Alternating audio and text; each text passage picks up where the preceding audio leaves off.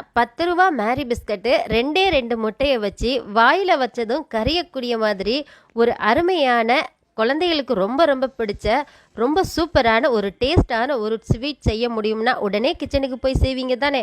வாங்க அது எப்படி செய்யுதுன்னு பார்த்துடலாம். இப்போ நம்ம செய்ய ஆரம்பிச்சிடலாம்.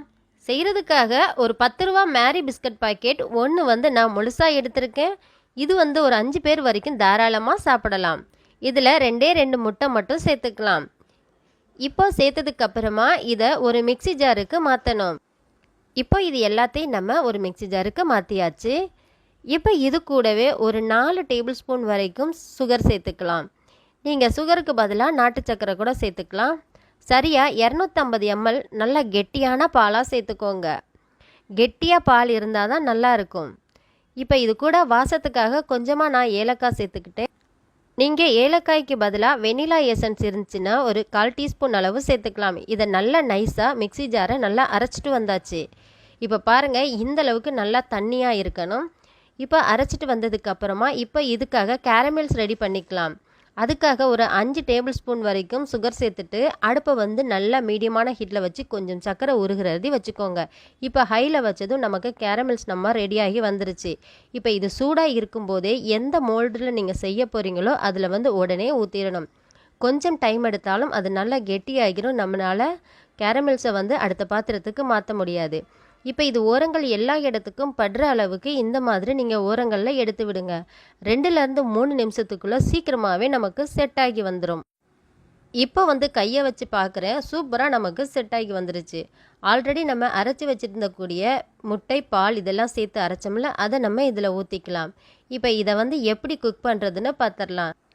இதை நீங்கள் இட்லி பாத்திரத்தில் கூட வச்சு வேக வச்சிடலாம். நான் இன்றைக்கி ஒரு மாதிரி கடாய் எடுத்திருக்கேன். அதுக்கு மேலே சின்னதாக ஒரு தட்டு போட்டிருக்கேன். இது கரெக்டாக உட்கார அளவு இருக்கணும். இதுக்கு மேலே ஒரு மூடியை போட்டு மூடிடலாம். உங்ககிட்ட அலுமினியம் பாயில் இருந்துச்சுன்னா அதை வச்சு கூட மூடிக்கோங்க. கரெக்டாக 30 நிமிஷத்துக்கு நான் அப்படியே நல்ல சிம்மில் வச்சு குக் பண்ணேன். இப்போ ஓப்பன் பண்ணுறேன் பாருங்கள், சூப்பராக நமக்கு ரெடி ஆயிடுச்சு. இப்போ இது வெந்துருச்சான்னு பார்க்குறதுக்கு ஒரு கத்தி எடுத்து ஓரங்களில் லைட்டாக அமுக்கி பார்த்துட்டு லைட்டாக குத்தி பாருங்கள். ஒட்டவே இல்லை பாருங்கள், சூப்பராக நமக்கு தயாராகிடுச்சு. இப்போ நம்ம ஸ்டவ் ஆஃப் பண்ணிவிட்டு வெளியில் எடுத்துடலாம். ரொம்ப சூடாக இருக்கும்போது பெரட்ட வேண்டாம், அந்த மாதிரி பண்ண வேண்டாம்.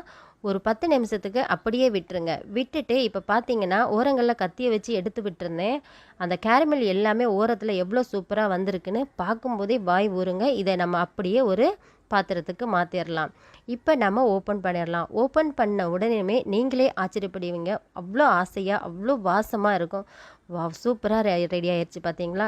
கண்டிப்பாக உங்கள் வீட்டு சுட்டீஸ்க்கு இது போல் செய்து கொடுங்க. ஸ்நாக்ஸ் ஏதாவது கேட்பாங்க, இல்லை கேக் கேட்டு அடம் பிடிப்பாங்க. அந்த மாதிரி டைம்லலாம் நீங்கள் இந்த மாதிரி செஞ்சு கொடுத்தீங்கன்னா ரொம்ப ரொம்ப இஷ்டப்பட்டு சாப்பிடுவாங்க. வித்தியாசமாக தெரியும் குழந்தைகளுக்கு. அதை கட் பண்ணி எடுத்து அந்த கேரமிலோட தொட்டு சாப்பிடும்போது வாயில் வச்சதும் கரைஞ்சி போகுங்க. அந்த அளவுக்கு டேஸ்ட்டு ரொம்ப அருமையாக இருந்துச்சு. கண்டிப்பாக எல்லாருமே ட்ரை பண்ணி பாருங்கள். உங்கள் வீட்டில் உள்ளவங்களுக்கு செய்து கொடுங்க, சுட்டீஸ்க்கு செய்து கொடுங்க. செய்து கொடுத்து அவங்க சாப்பிட்டு அவங்க என்ன கமெண்ட் சொல்கிறாங்கிறத என்னோட கமெண்டில் நீங்கள் சொல்லுங்கள். நெக்ஸ்ட் இது மாதிரி இன்ட்ரெஸ்டிங்கான வீடியோவோட